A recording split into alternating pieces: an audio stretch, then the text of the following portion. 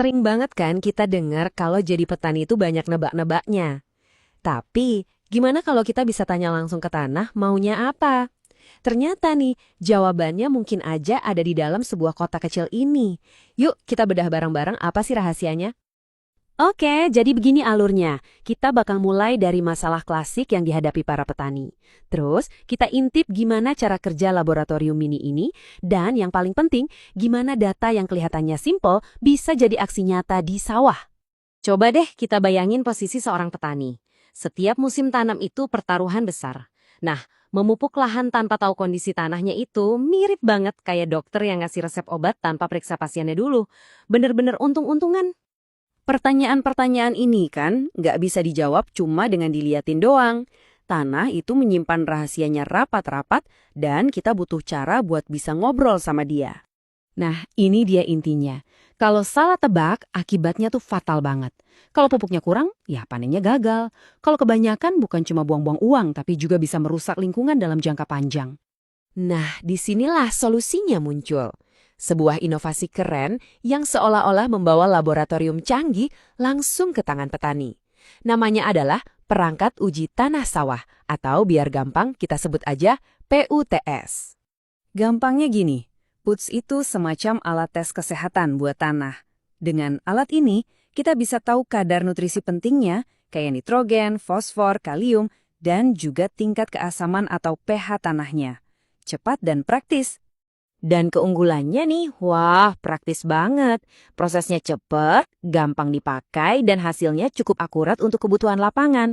Siapa aja, di mana aja bisa melakukannya langsung di sawah. Kerennya lagi, satu kotak ini bisa dipakai buat 50 kali pengujian, efisien banget kan? Tapi, sebelum kita main-main sama bahan kimia, semuanya itu berawal dari lapangan. Ingat, kunci dari hasil yang akurat itu ya dari cara kita mengambil sampel tanahnya. Salah ambil sampel, ya salah juga hasilnya.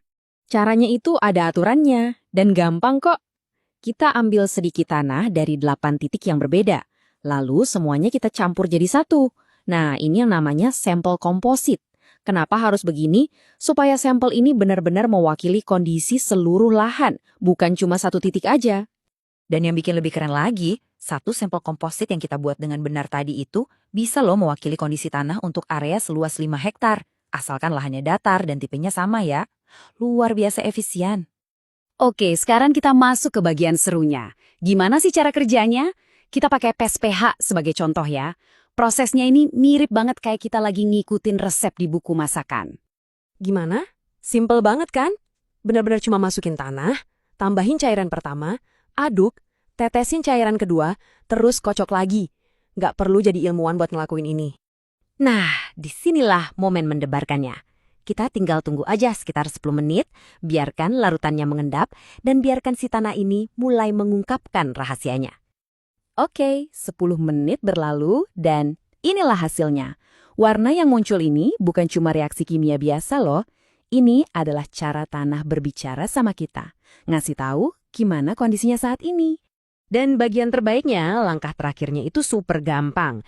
Persis seperti yang dibilang di petunjuknya, kita cuma perlu bandingkan warna cairan bening di atas, tabung, dengan bagan warna yang udah ada di dalam kotak.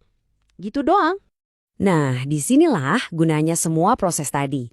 Warna di bagian itu bukan sekadar info, tapi langsung ngasih kita resep, sebuah rekomendasi tindakan yang jelas, dan bisa langsung diterapkan oleh petani.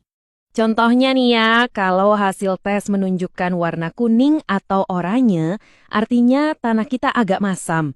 Rekomendasinya jelas banget, tambahkan kapur dolomit pas lagi olah tanah. Nggak ada lagi tebak-tebakan, langsung, jelas, dan bisa dikerjakan. Dan ya, inilah tujuan akhirnya. Dengan berhenti main tebak-tebakan dan mulai mengukur, petani bisa meningkatkan hasil panen sekaligus lebih hemat pupuk. Ini jelas bagus untuk kantong petani dan juga lebih baik untuk lingkungan. Alat sesederhana PUTS ini ternyata bisa membuka pintu ke pemahaman yang jauh lebih dalam tentang alam ya. Jadi kepikiran kan, kalau kita aja bisa belajar bahasanya tanah, kira-kira rahasia apa lagi ya di sekitar kita yang sebenarnya nunggu buat kita dengarkan?